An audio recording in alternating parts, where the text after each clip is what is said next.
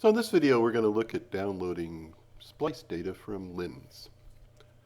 Let's get started. The first thing we need to do is download the data files from LIMS.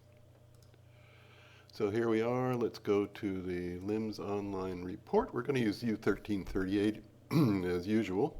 First thing we go to is stratigraphic correlation. And you'll see that there's a list of splice interval tables and there's splice interval tables. This one is what we're going to actually use, but I'll just show you this one real quick. This is going to give you a view of the splice intervals. We want expedition 321. I really wish you could just type this in.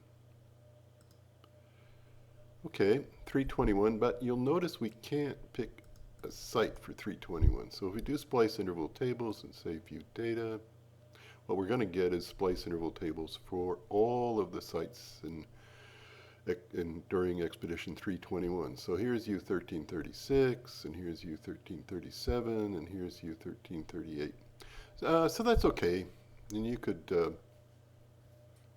download this at splice interval tables. I suppose the same will happen with, well, you don't have splice tie tables in this rendering. But what we want to do instead is go to splice interval tables. That's right here. And view data. Now what we get is another table. And what you can see is we have splice intervals and also splice ties, the old format. And we have U1336, 1337, and 1338. And we also have a reference, basically where these offsets came from, and they came from a Postgres paper by Wilkins et al. What a wonderful, wonderful job. Anyway, so we can download these two files that we want. We'll download both the splice intervals, save it,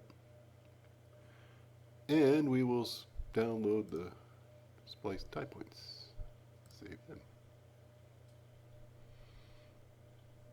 Okay, so we got that loaded.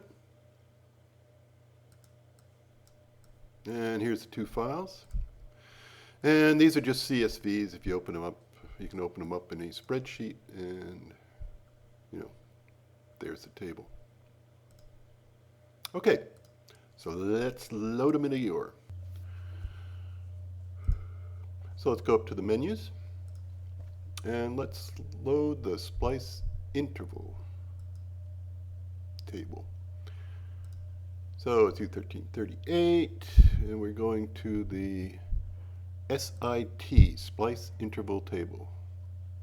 Give them a double click.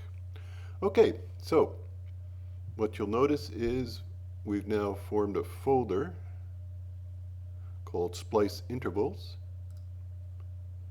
It's got the data. And if we go up here, we can say splice interval table. And here it is.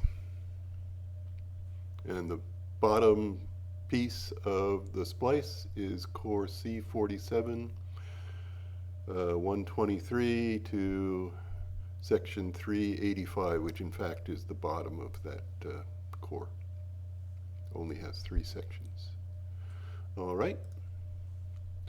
Now, normally that's all you need to do. Actually, let's cancel that for a second. Normally that's all you need to do. And if you want to use a splice tie table, which can be useful for different types of things, let's go to COD data. You can do the splice format conversion. And you want to splice interval data, change splice interval data to ties. This is a warning that if you were sharing the splice tie table, with outside the experiment, when you do this, you're going to break that link. Say yes, 1338.